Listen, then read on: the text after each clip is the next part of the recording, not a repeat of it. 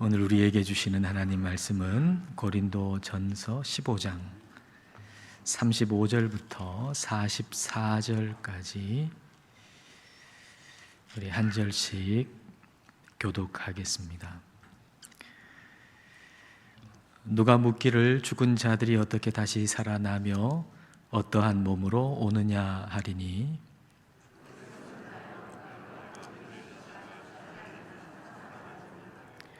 또 내가 뿌리는 것은 장래의 형체를 뿌리는 것이 아니요 다만 밀이나 다른 것에 알맹이 뿐이로되,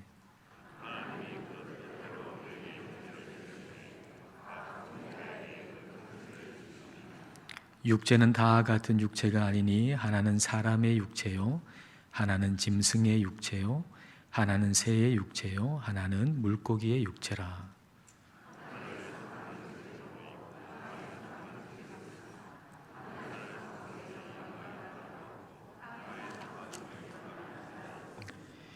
해의 영광이 다르고 달의 영광이 다르며 별의 영광도 다른데 별과 별의 영광이 다르도다.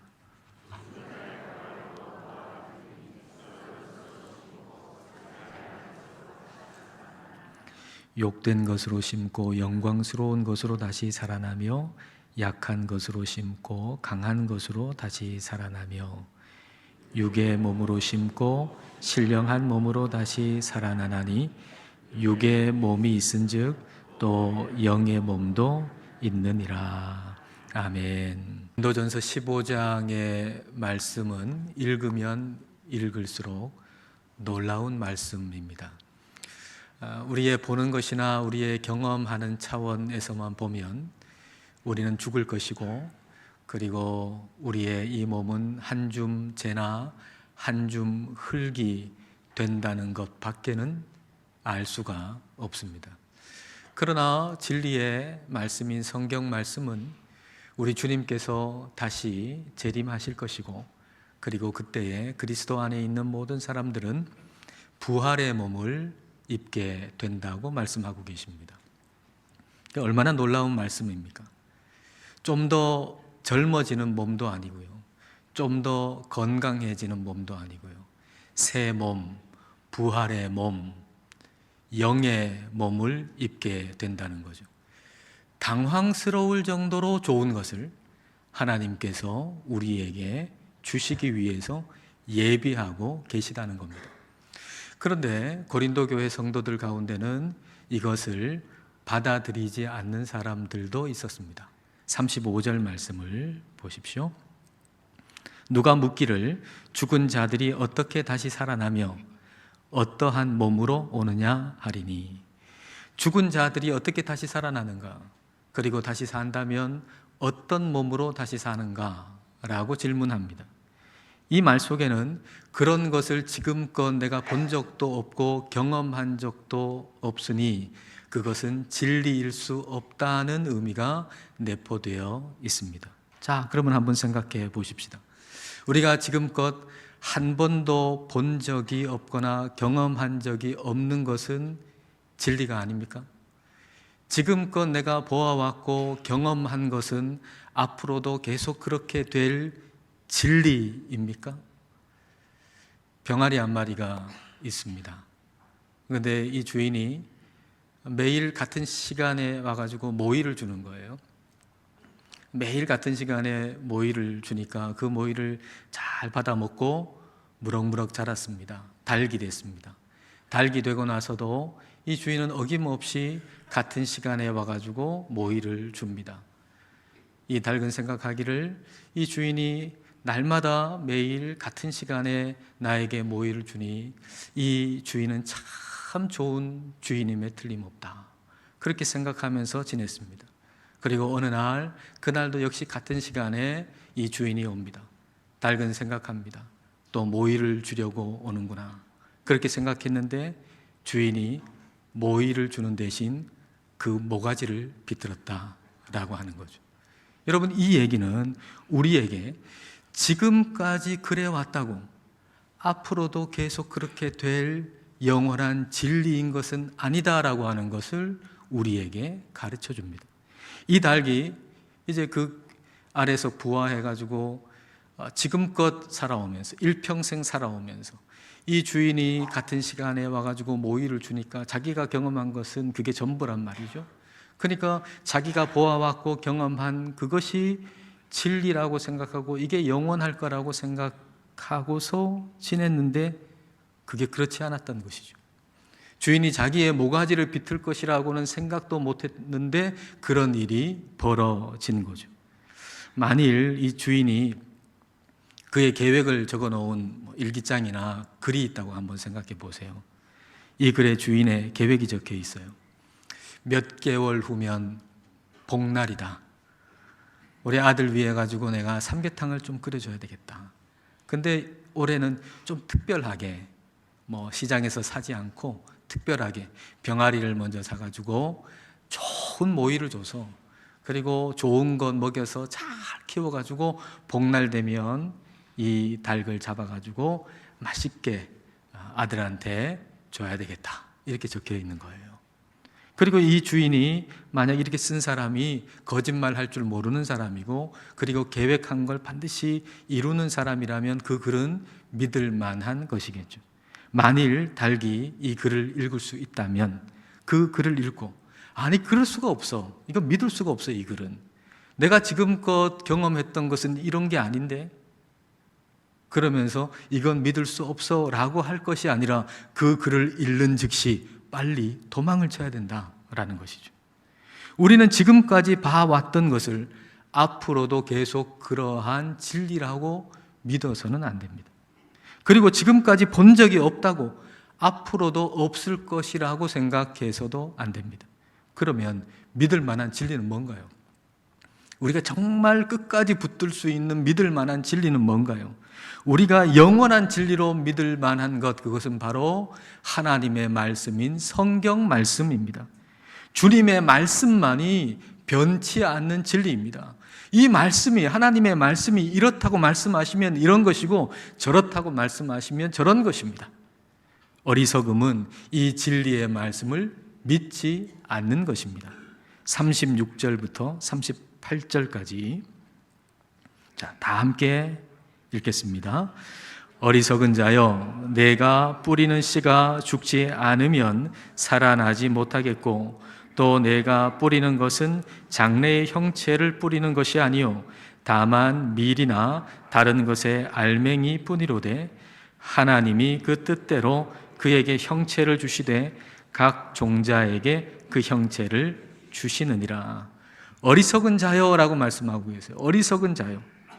예수님 복음을 듣고 이제 고린도 교회의 성도가 됐는데 그리고 예배 자리도 참석하고 있는데 성도의 모임도 같이 하고 있는데 근데 그 마음속에 이 부활의 진리에 대해서 알지 못한다면 그 사람은 참으로 어리석은 사람이라는 거예요. 우리가 신앙생활하고 있고 그리고 하나님을 예배하고 있고 지금 주일에 이 자리에 와 있는데 근데 혹시 여러분 마음속에 부활의 진리를 모르고 있다면 참으로 어리석다는 얘기예요. 바울은 이어서 씨앗을 예로 들어서 말을 합니다. 씨앗은 비슷비슷한 조그마한 알맹이 아닙니까? 근데 하나님께서 그 종자에게 주신 형체가 그 안에 숨어 있다는 거예요. 그래서 어떤 씨앗을 심으면 밀이 나오고 어떤 씨앗을 심으면 보리가 나오고 어떤 씨앗에서는 사과나무가 나오고 어떤 씨앗에서는 배가 나온다는 거예요. 배나무가 나온다는 거예요. 그 씨앗이 땅에 심겨 죽을 때 그 작은 알맹이만 봐서는 도대체 어떤 형체가 될지 상상도 할 수 없는 형체가 나온다는 거죠. 그 작은 알맹이만 봐서는 도무지 상상도 할 수 없는 형체가, 전혀 다른 형체가, 놀라운 형체가 그 씨앗에서 나온다는 겁니다. 이런 모습을 볼 때 하나의 형체가 전부가 아니고 다른 형체가 또 있다는 사실을 생각할 줄 아는 게 이치에 맞지 않겠느냐는 거예요. 이 하나의 형체가 다가 아니고 거기서 또 다른 형체가 나올 수 있다는 거, 그것을 생각할 줄 아는 게 이치에 맞지 않겠는가? 39절을 보십시오. 육체는 다 같은 육체가 아니니 하나는 사람의 육체요 하나는 짐승의 육체요, 하나는 새의 육체요, 하나는 물고기의 육체라. 육체가 다 같지 않다는 거죠. 물에서 살기에 적합한 육체가 있고요, 하늘을 날기에 적합한 육체가 있고요, 이 땅에 살기에 적합한 육체가 있다는 겁니다.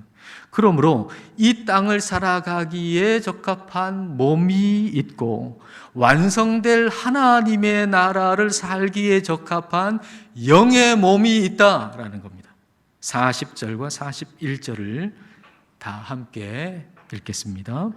하늘에 속한 형체도 있고 땅에 속한 형체도 있으나 하늘에 속한 것의 영광이 따로 있고 땅에 속한 것의 영광이 따로 있으니 해의 영광이 다르고 달의 영광이 다르며 별의 영광도 다른데 별과 별의 영광이 다르도다.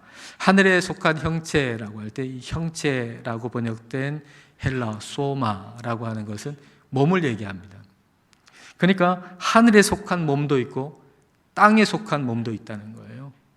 하늘에 속한 영광도 있고 땅에 속한 자의 영광도 따로 있다는 것입니다.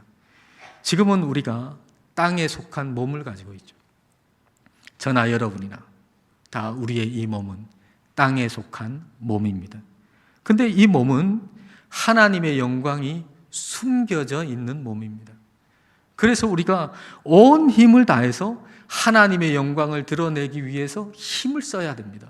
하나님의 영광이 지금 우리의 몸에는, 이 땅에 속한 이 몸에는 하나님의 영광이 숨겨져 있기 때문에 우리가 온 힘을 다해서 힘을 써야 하나님의 영광이 드러나게 됩니다.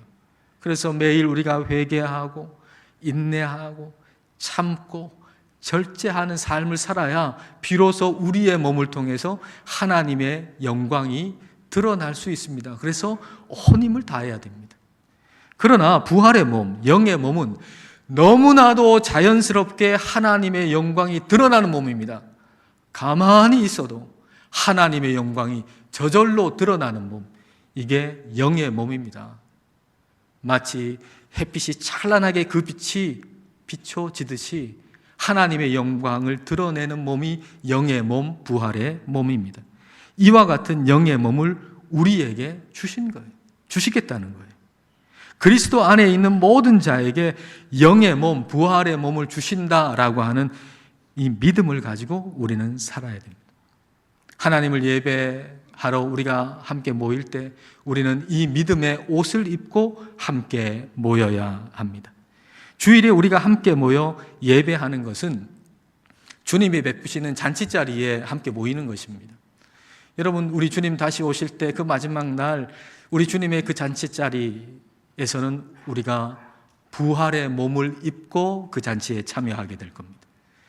근데 그 전까지 우리가 매주일 함께 모이는 이 잔치자리, 그것은 마치 그 마지막 날 잔치를 위한 리허설과도 같아요. 그 마지막 날의 잔치자리에서는 우리는 부활의 몸을 입고 참여하게 되겠지만, 그러나 매주일 주님께서 부활하신 날인 주일에 우리가 매일 모일 때 우리는 부활의 몸은 아니지만 부활의 몸을 입게 될 것이라고 하는 믿음의 옷을 입고 우리는 이 자리에 함께 모여야 합니다. 믿음의 옷, 이게 매주일의 드레스 코드입니다. 미국 서부의 롱비치에서 크루즈를 탄 적이 있습니다. 이 크루즈에서 저녁 시간이 되면 만찬이 있는데, 저녁 만찬에는 근사한 식당에서 서빙을 해주는 음식을 먹게 됩니다. 근데 저녁 시간, 이 만찬 시간에는 드레스 코드가 있습니다. 숙소에 책자가 이렇게 있는데 그 책자 안에 그날의 드레스 코드가 있어요. 만찬 자리에 드레스 코드가. 다른 날은 다 자유롭게인데 마지막 날 저녁 만찬 시간에 드레스 코드에는 이렇게 적혀 있었습니다. ELEGANCE, 엘러건스. 프랑스식으로 얘기하면 엘레강스. 엘레강스하게 입고 오라는 거예요. 엘레강스가 뭡니까? 우아하게. 그래서 그 저녁 만찬 자리에 이 드레스 코드가 엘레강스니까.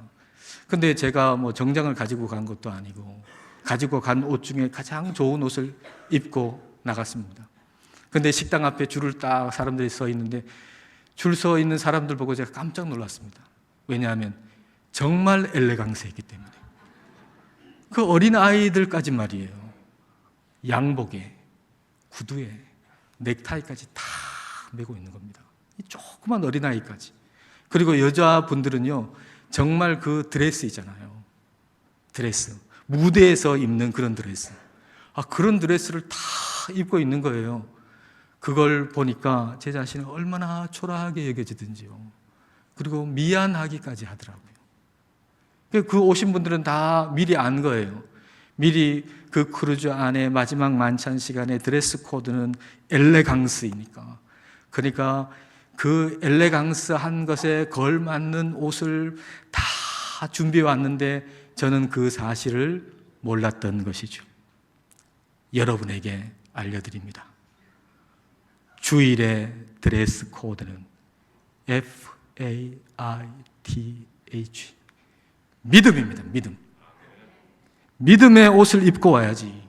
여러분 이 주일에 예배드릴 때 믿음의 옷을 입고 와야지.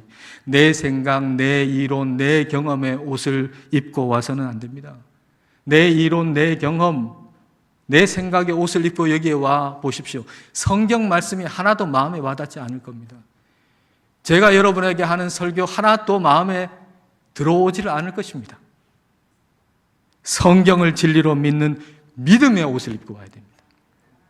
그리고 중요한 것, 이 믿음의 옷은 우리가 만들어서 입는 게 아니라 이미 우리 하나님께서 선물로 주셨다는 사실입니다. 마태복음 22장을 보면 임금이 그 잔치자리에 사람들을 초대합니다. 종들을 보내죠. 그 종들이 사람 많은 내거리에 가가지고 사람들을 막 초대합니다. 그래서 초대받은 사람들이 그 잔치자리에 그득하게 되죠. 그런데 그 중에 한 명이 예복을 입고 오지 않은 거예요. 그러니까 임금이 이 예복 입고 오지 않은 이 사람한테 묻죠. 왜 어떻게 해서 당신은 예복을 입고 오지 않았는가? 그러자 이 사람은 아무 말도 못해요. 그리고 손 두 발 묶여가지고 저 어두운 데 바깥에 던져집니다. 당신은 왜 예복을 입고 오지 않았는가? 라고 물을 때 이 사람은 왜 아무 말도 못했을까요? 저 같으면 제가 가지고 있는 옷 중에 가장 좋은 거 입고 온 겁니다 라고 변명이라도 좀 할 텐데 말이죠. 이 사람은 아무 말도 못했어요. 그 이유는 초대된 모든 사람에게 임금이 예비하고 준 예복이 있었기 때문입니다. 초대된 모든 이에게 예복이 주어졌고, 그리고 다른 모든 사람들은 그 주어진 예복을 입고 왔는데 이 사람은 주어진 예복을 입지 않고 내가 생각하기에 가장 좋은 옷을 입고 그 자리에 나타난 것이죠. 이것은 옷의 좋고 나쁨이 아니라 그를 초대한 임금을 무시하는 것입니다.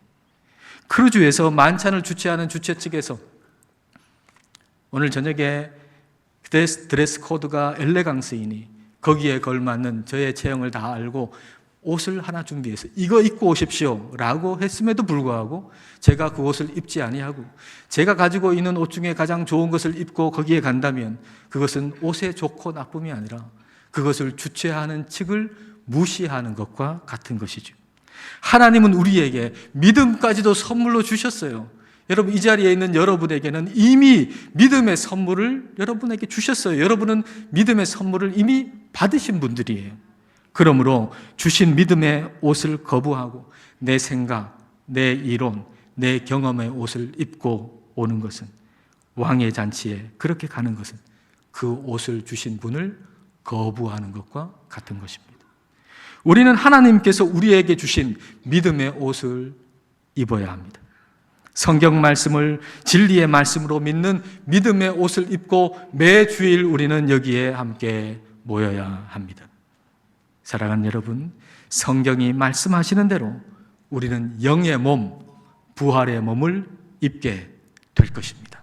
42절부터 44절까지 다 함께 읽겠습니다. 죽은 자의 부활도 그와 같으니 썩을 것으로 심고 썩지 아니할 것으로 다시 살아나며 욕된 것으로 심고 영광스러운 것으로 다시 살아나며 약한 것으로 심고 강한 것으로 다시 살아나며 육의 몸으로 심고 신령한 몸으로 다시 살아나나니 육의 몸이 있은즉 또 영의 몸도 있느니라. 지금 우리의 현재의 몸을 썩을 것, 욕된 것, 약한 것, 육의 몸이라고 표현하고 있죠.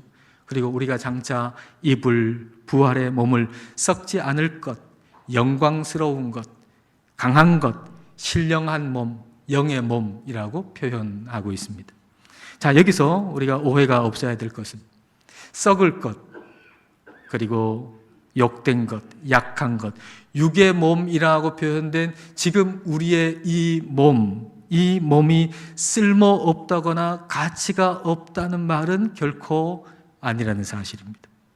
이 몸은 썩지 아니하고 영광스럽고 강하고 신령한 몸을 입기 전까지 우리가 반드시 배워야 할 것을 배우기 위해서 더없이 좋은 몸입니다.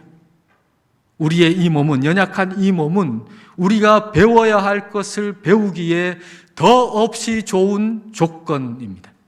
히브리서 5장 7절부터 9절까지 보겠습니다.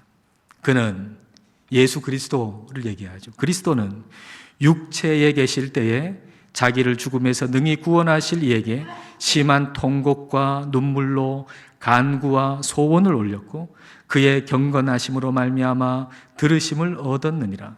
그가 아들이시면서도, 하나님의 아들 곧 하나님이시면서도 받으신 고난으로 순종함을 배워서 온전하게 되셨은즉.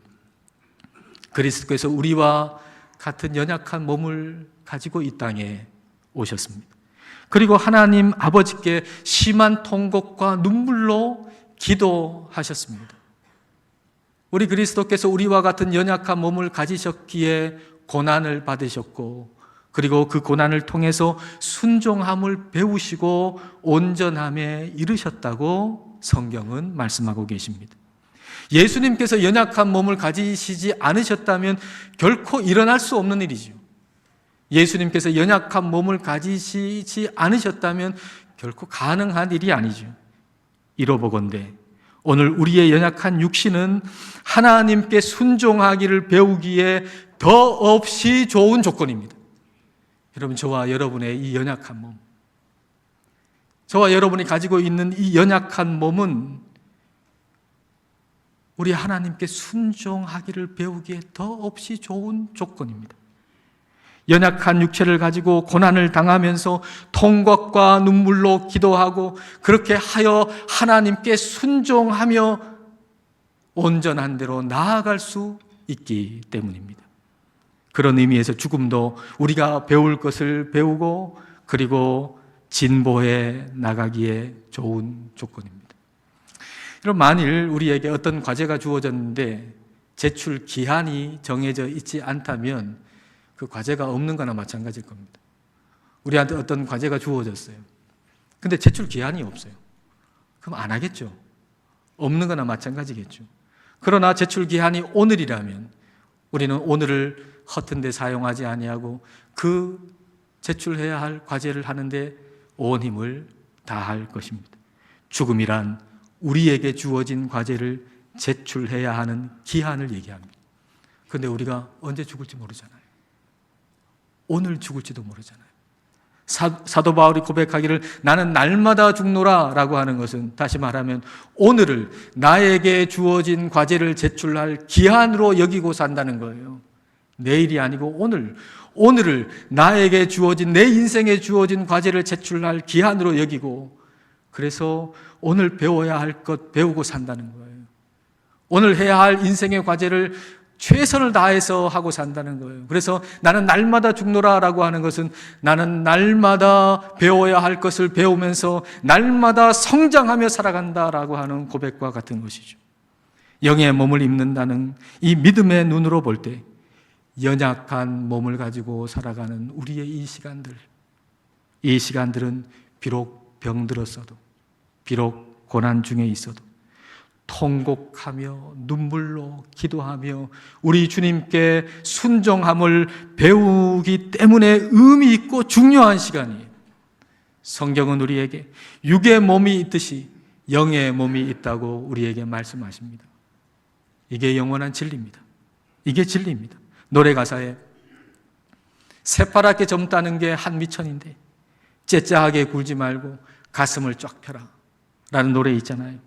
젊다는 거, 그것이 째째하게 굴지 않는 근거가 된다는 얘기 아닙니까? 젊다는 것도 째째하게 굴지 않는 근거가 될 수 있다. 그러나 그 젊음이 언제까지 가겠습니까? 언제까지 그 젊음이 갈 수 있겠습니까? 젊음이나 건강이나 소유를 근거로 한 자신감은 오래가지 못합니다. 내가 가진 지금 건강, 내가 가진 젊음, 내가 가진 소유, 이걸 근거로 한 자신감 결코 오래가지 못합니다. 우리는 쉬 지나가는 것들이 아니라 장차 올 것, 영원한 것을 근거로 살아가는 믿음의 사람들입니다. 우리가 받을 것은 여기서, 이 땅에서 조금 더 많이 가지고 조금 더 건강하게 살아가는 정도가 아닙니다. 우리가 약속받은 것은 부활의 몸을 입게 될 것이라고 하는 탁월한 복입니다. 이 세상의 어떤 것과도 비교할 수 없는, 이 세상의 아무 어떤 좋은 것과도 비교할 수 없는 탁월한 복, 그것이 우리가 약속받은 것입니다. 우리가 약속받은 것이 얼마나 위대한 것인가를 알고 째째하게 굴지 말고 시시한 것으로 편가르지 말고 넓은 마음으로 살아가십시다. 성경 말씀이 영원한 진리임을 믿고 살아가시는 우리 모두가 되시기를 축복합니다. 기도하시겠습니다. 이 시간 우리 기도하실 때 하나님께서 우리에게 주시겠다고 약속하신 것이 얼마나 크고 위대한 것인가를 생각해 보십시다. 영의 몸을 입을 것을 믿는 믿음의 눈으로 오늘의 연약한 우리의 몸을 보게 하시고 연약한 몸이 하나님의 사람으로 배워야 할 것을 배우기에 너무나도 좋은 조건임을 알기를 기도하십시다. 그리하여 이 연약한 몸이 고난을 당할 때 그리스도께서 그러셨던 것처럼 통곡하고 눈물로 기도하게 하시고 순종함을 배워 온전한 대로 나아갈 수 있기를 기도합시다. 잠시 있다가 없어질 젊음이나 건강을 근거로 살지 말고 장차 올 것, 영원한 것에 근거를 두고 살기를 기도합시다. 그리하여 째째하게 굴지 말고 시시한 것 때문에 편가르지 말고 마음을 넓혀서 살기를 이 시간 함께 기도하시겠습니다.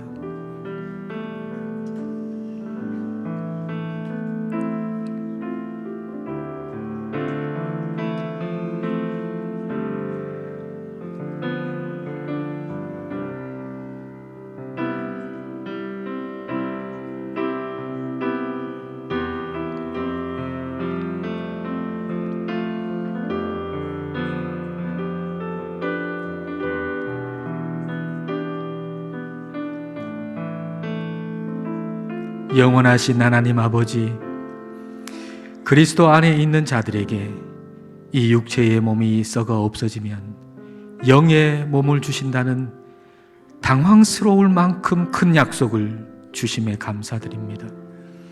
이 진리의 말씀을 믿음으로 말미암아 지금의 연약한 몸이 주님께 순종함을 배우기에 더없이 좋은 조건임을 알고 고난 가운데 있을 때 통곡과 눈물로 기도하고 순종함을 배워 온전한 대로 나아가는 데 힘을 쓰게 하옵소서. 잠시 있다가 없어질 젊음이나 건강이나 소유에 근거한 자신감이 아니라 장차 올 것, 영원한 것에 근거하여 넓은 마음으로 살게 하옵소서. 예수님 이름으로 기도드립니다. 아멘.